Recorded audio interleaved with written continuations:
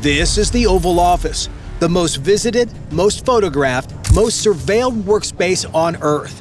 Last month alone, leaders from 5 nations sat in this room while press corps filmed every angle, and intelligence officials from allied and adversarial governments stood within arm's reach of walls hiding America's most classified infrastructure. This room has to project American power to every camera that walks through that door, while making sure nothing else walks out. This is how one room does both. Walk through the northwest door, and before you take 3 steps, the room is already working on you. No corners anywhere, just a continuous oval that wraps around you and pulls every sight line to a single point. The Resolute Desk. Sit on the couch where Merkel sat.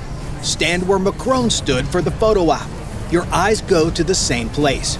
President Taft commissioned this shape in 1909, borrowing from the yellow oval room upstairs where the presidents had received foreign guests for a century. No corners means no competing power positions. The president sits at the gravitational center. Everyone else orbits. A chancellor walks in and the room impresses them. They sit down and the room works against them. And that advantage resets with every visitor, every meeting, every handshake this room hosts. Now, look at the windows. 3 south-facing panels, rose garden on the other side, the president's desk planted directly in front of them. Whoever's in the chair has their back to the light. Every visitor walking in faces the glare.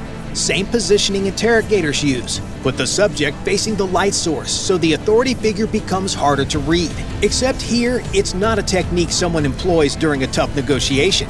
It's a load-bearing architecture that works on the German chancellor and the White House photographer equally. Look up, 18.5 feet to the ceiling, presidential seal centered overhead.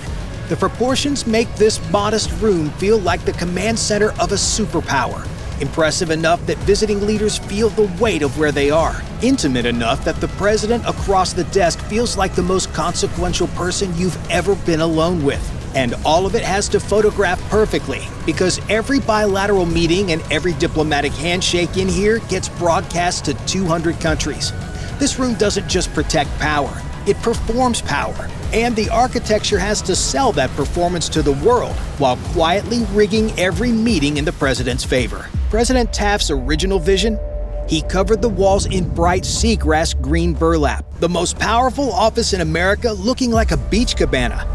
That first Oval Office sat in the center of the West Wing's south wall, and it lasted through 5 presidents, until Christmas Eve 1929. President Hoover was hosting a children's party in the residence when an aide pulled him aside. By the time he reached the colonnade, the West Wing was engulfed. A fire that started in an attic full of 200,000 government pamphlets, stored up there since Teddy Roosevelt's administration, had turned the place into a chimney. Hoover stood in the cold and watched the Oval Office burn. Then he walked inside, climbed through a window near his desk, and started dragging file cabinets out himself while his Secret Service detail tried to pull him back and the ceiling peeled apart above them. 19 engine companies responded. 130 firefighters fought it through the night in freezing temperatures. The fire exposed what no one had addressed in 20 years. The West Wing was built in 1902 as a temporary workspace. Wooden framing, minimal fireproofing. The most important office in the country had been operating inside a well-decorated tinderbox. Hoover rebuilt it from the same footprint. 4 years later, FDR hired architect Eric Golger to redesign the whole thing. Golger moved the Oval Office to the southeast corner, its current position, because Roosevelt used a wheelchair and needed a covered portico connecting directly to the residence. The room built to project presidential strength was relocated so one president didn't have to be seen struggling to reach it. That's the surface layer, what visiting leaders see, what cameras broadcast. The real engineering is behind the plaster. And the reason someone checks that plaster for listening devices every single morning starts with what they found the last time they opened the walls up. Every morning at 6 a.m., a counter-surveillance team starts at the northwest door and works clockwise. They're scanning for passive resonators, the kind of device the Soviets once hid inside a wooden seal and no one found for 7 years. By the time the president sits down, every inch of surface in this room has been cleared. Walk over and look at what they're scanning. Smooth plaster, neoclassical molding, the kind of surface that photographs beautifully when the Saudi crown prince is sitting 6 feet away. Behind it, metallic Faraday shielding blocks radio signals from crossing in either direction. White noise generators stand ready to throw an acoustic blanket over any classified conversation. The wall has to look elegant on the evening news and be impenetrable to signals intelligence at the same time. The reason for that morning sweep is embedded in the plaster itself. In 1969, President Nixon ordered microphones installed throughout this room, in the walls, in the desk, in the light fixtures. Voice activated, capturing everything. No buttons, no operators, just tape rolling whenever someone spoke. The Cold War was at its peak. Soviet signals intelligence was the most sophisticated on Earth, and the room where Nixon discussed Vietnam strategy and nuclear policy couldn't afford to leak. His solution? If the Soviets were recording him, he'd record himself. Those tapes ended his presidency, but the physical aftermath is what shaped this room. When President Gerald Ford took office after President Nixon's resignation, one of his first orders was to rip out every recording device in the Oval Office. The technicians started pulling wire and kept pulling. Not just Nixon's system. Microphones from multiple administrations, accumulated over decades, threaded through the plaster like roots through concrete. So many wires that patching wasn't an option. They stripped the walls to the studs and replastered every square inch. The elegant surface every American saw on television had been, underneath, more wire than wall. And every administration that added a microphone assumed nobody would ever open the walls up and find it. That was the threat from inside. The threat from outside arrived as a children's gift. August 4, 1945, a group of Soviet schoolchildren, members of the Young Pioneer Organization, walk into the American ambassador's residence in Moscow carrying a hand-carved wooden replica of the Great Seal of the United States. 2 feet across, beautifully detailed, presented to Ambassador Averell Harriman as a gesture of friendship between wartime allies. Harriman hangs it on the wall of his study at Spaso House. It stayed there for 7 years. For 7 years, a passive cavity resonator hidden inside the seal picked up every conversation in the room.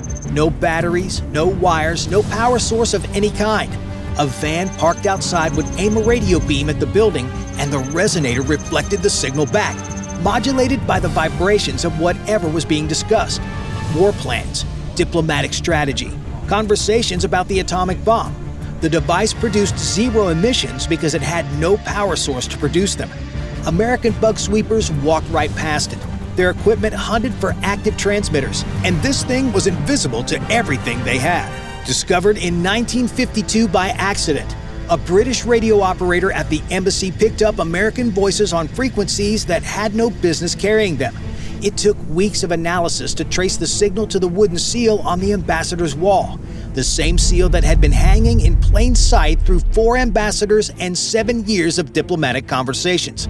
When they cracked it open and found the resonator, the implications rippled all the way back to Washington. If a decorative gift hand-delivered by school children could carry something this advanced, then every room the president conducts business needed to be treated as compromised until proven otherwise. That's why the team starts at 6 every morning.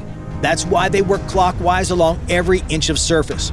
And that's why the wall you're looking at, the one that has to photograph perfectly for 200 countries, hides shielding built to stop technology that might not exist yet. Now look at what's sitting in front of that wall. The most famous object in this room has the same problem. It has to look like a priceless antique for the cameras while hiding something else entirely inside the wood. Walk up to the desk. Every visiting head of state does. Most of them study it the way you'd study the crown jewels. This is the Resolute, built from the oak timbers of a British Arctic exploration ship that got trapped in pack ice and abandoned by her crew in 1854. An American whaler found the ship drifting a year later. The U.S. government refitted it, sailed it back to Britain as a goodwill gesture. And when the Resolute was finally broken up in 1879, Queen Victoria had this desk built from the timbers and gifted it to President Hayes. International diplomacy through furniture. The Victorians were really something. When a president sits behind this desk on camera, the image is deliberate. Permanence, authority, a continuity of American power stretching back to a gesture between empires. That's what the world sees. That's what the desk is supposed to project. Now look at the front panel. the one with the presidential seal carved into it. That wasn't part of the original design. FDR requested it, but the panel wasn't actually installed until 1945, after Roosevelt passed.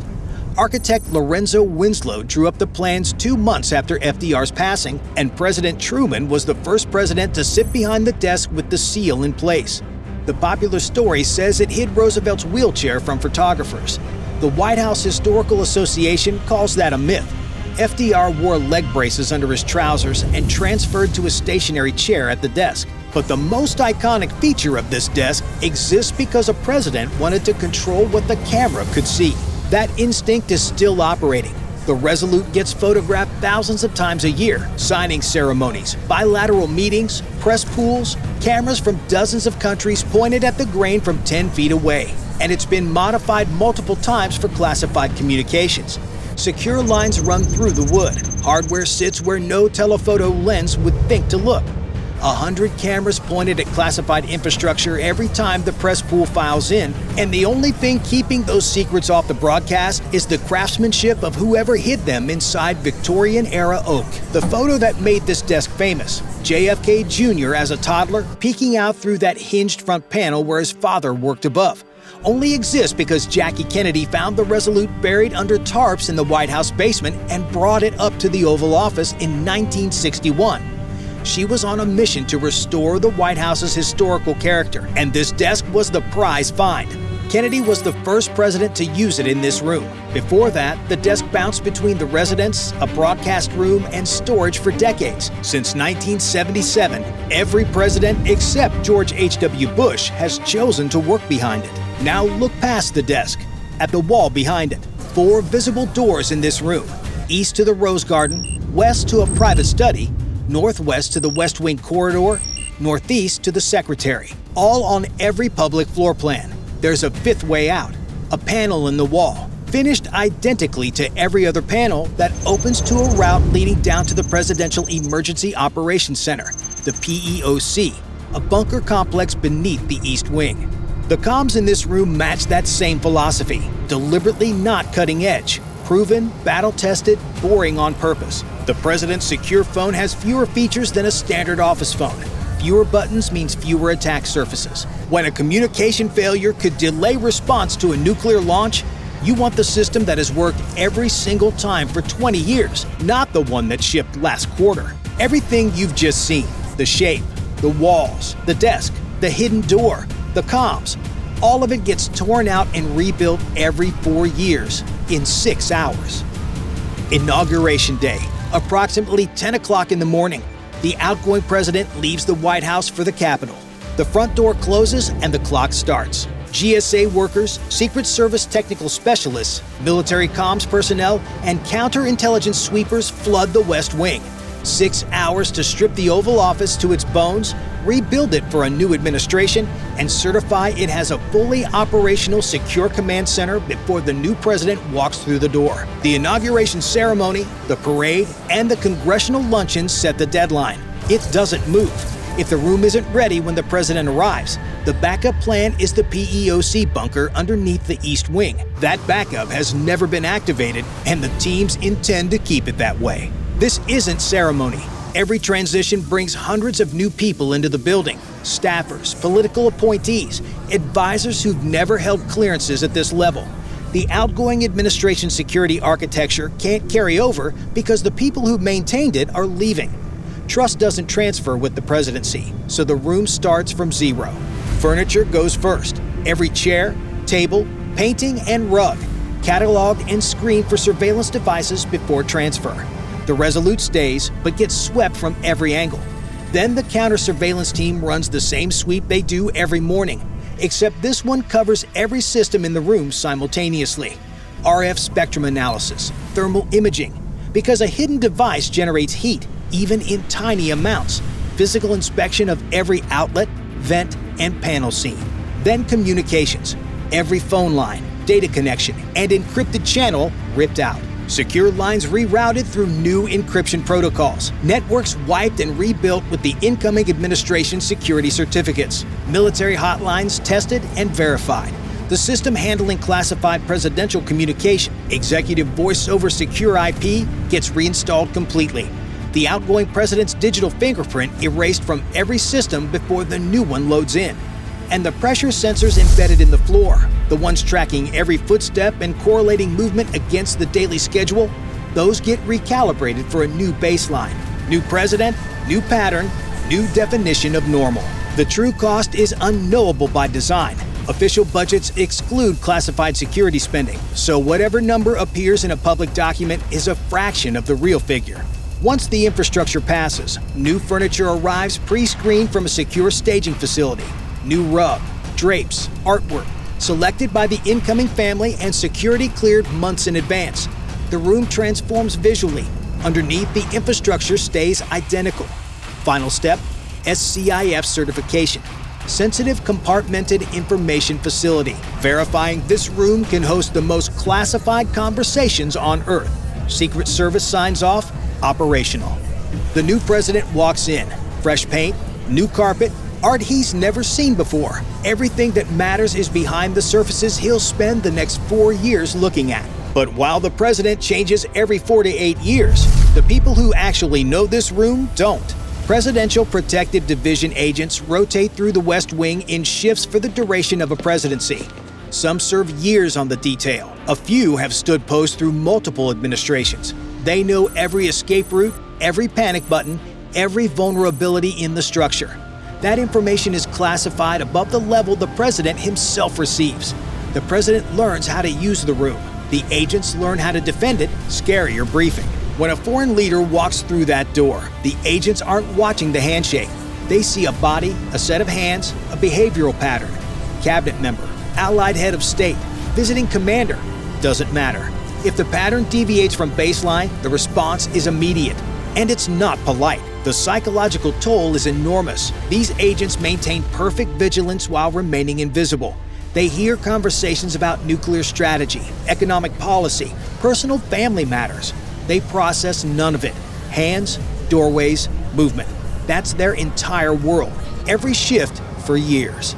These agents are the human version of the morning sweep. The equipment hunts for devices in the walls. The agents hunt for threats in the people. Both run every day because this room is too exposed to every coast. When agents rotate off the detail, they sign NDAs that last for life. What they saw, what they heard, what they know about how this room actually works, sealed permanently. Decades of institutional knowledge locked behind legal agreements that outlast the agents themselves. If you enjoyed this video, watch this other video on the president.